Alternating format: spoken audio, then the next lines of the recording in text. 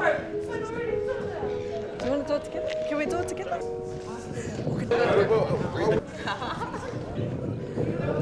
Just read it out and then answer. What does rangatahi lead look and feel like to you? In our day and age, rangatahi at the front of everything, opening up their voices and being able to share it. If you're going to let rangatahi lead, what does that actually mean? What am I able to change tomorrow? It's connection, hononga, but also persistence, and actually help our next rangatahi lead when we are there as Ratonga Tautoko for them. Rather than trying to fix their problems, we should be helping them to understand what they go through, rather than having to fix it. It looks like leading, but also being supported by our Pākehā. I reckon it feels safe, easy, not hard. It's like a space where intention is involved, but also a space where warmth and fun in the sense of everything. I think that's important. Making sure that we have financial compensation, whether that's a koha, making sure that we can get bus reimbursed, all those kinds of things so that we can actually be there and participate, because I think some of the barriers are just being able to turn up as ourselves. A lot of financial support, resources, opportunities, limitless opportunities. Ko te ao kei te kapu o ngā ringa o te hunga rangatahi, and that means every opportunity and resource should be limitless. To me, rangatahi lead looks like, I think, our own mahi and our own ideas coming to life, especially in kaupapa like these, doing my own wārangas. Being open, pono, and making sure to not put too much of a burden on our rangatahi that are in leadership spaces. Kia ora. It's like myself and yourself, and it feels like being at kaupapa like these. The rangatahi's voice, it looks like their opinions and it looks like their whakaaro. Support looks and feels like puta and resources. What does it feel like? Unexplainable, that's what it feels like. Kia ora. Thank you. Unexplainable. That was good. So yeah, sure. Yo, Jay. What does support look and feel like for rangatahi and mental health services? I feel like mental health can be really confronting for a lot of rangatahi. Support within it would also be trying to make it less confronting, more comforting. You could support easily in any type of just kōrero, if that makes sense. Going back to your community, the linking up with people that you feel comfortable with. You know, growing up, having a lot of people that are being surrounded by them. Just having someone to open up and talk to.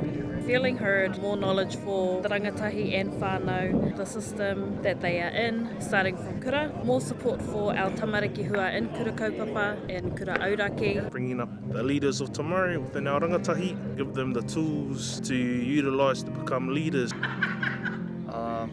Well, I would say definitely resources with limitless opportunities as well. For me, it's the basics, aroha, people that care about our rangatahi, that have the time for our rangatahi, kaupapa Māori services, I think is what support looks like for our rangatahi to thrive. The co-workers around us, supporting us in our mahi, and also getting us to do it in our own way by teaching us how they do it, implementing our rangatahi thinking. And I think also supporting as our kaupapa working with other rangatahi, doing it on their space, on their own time, understanding that it takes time and sometimes you just need to chill with their rangatahi and they'll open up to you.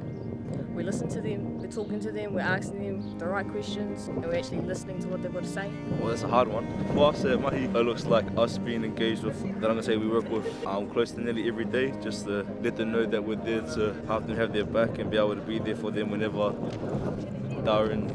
they're in trouble or whenever they need help. Just being there for them is the main thing. They are perfect the way they are and there's no expectations. What does rangatahi lead look and feel like to me?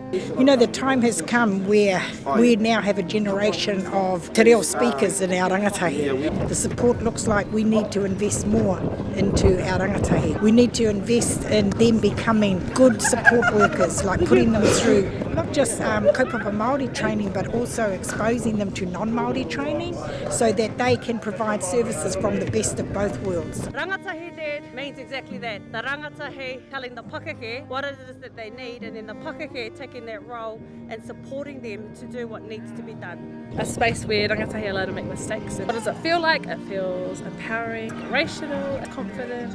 A lot of mental health services get rangatahi to go back to their whānau, so I think building the capacity capacity and capability of rangatahi and whānau to be able to look after ourselves. Rangatahi-led looks and feels like to me fresh, fun, vibrant. What does support look and feel like for rangatahi in mental health services? Rangatahi voices being heard, being felt, but also the action following up on what rangatahi needs are. So, what does support look and feel like for rangatahi and mental health services?